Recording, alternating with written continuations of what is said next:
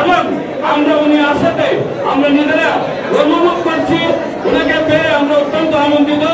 সাথে সাথে আমাদের মধ্যে উপস্থিত হয়েছেন বিশিষ্ট লেখক আমাদের জনাব সৈয়দ আহমেদ, বিশেষ করে কবি, লেখক, গবেষক জনাব মাহমুদুল হাসান নিজামী ভাই আমাদের মধ্যে উপস্থিত হয়েছেন, আমরা ধন্যবাদ জানাই।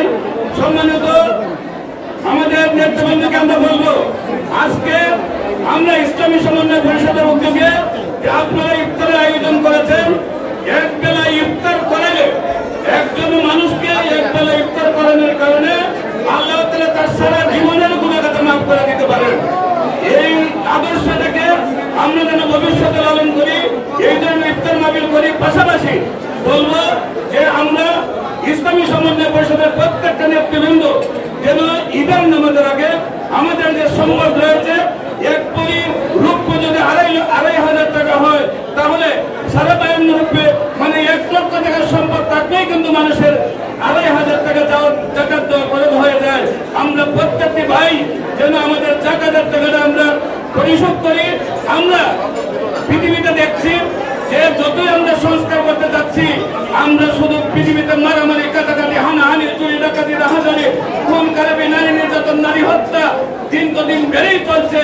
কিন্তু রাসূল সাল্লাল্লাহু আলাইহি ওয়াসাল্লামের যে এর চেয়ে আরো 100 গুণ খারাপ যুগ যখন ছিল, যখন নিজ হাতে সন্তানকে হত্যা করতো, নিজ হাতে নিজের স্ত্রীকে জিনা করতো, নিজেরা খুনের বাহাদুরি করতো, সুদ ঘুষ ছিল তাদের আইনের আওতায়, সেই সময় রাসূল সাল্লাল্লাহু আলাইহি ওয়াসাল্লাম এসে যেভাবে শান্তি প্রতিষ্ঠা করেছিলেন, এমনি ভাবে আজকে সেই জাহিলিয়াতের যুগ আবার এসেছে। সেইখানে ইসলামের আদর্শ দিয়ে আমরা শান্তি প্রতিষ্ঠা করতে হবে। সকল ভাইদেরকে ইসলামী সমন্বয় পরিষদে দেশের প্রেমে, সমাজের প্রেমে, পরিবারের প্রেমে, নিজের প্রেমে, আল্লাহকে পাওয়ার উদ্দেশ্যে, রাসূলের পাওয়ার উদ্দেশ্যে কাজ করার জন্য সবাইকে সম্মিলিতভাবে কাজ করার জন্য আহ্বান জানাচ্ছি। পরিশেষে বলবো, প্রথমে বাতিল যত নয় রে আর নয়, অন্তরে জমি সাক্ষী রইও কহে করি করো যোগ, ধীরে আকি মিলে জনতার প্রাণে।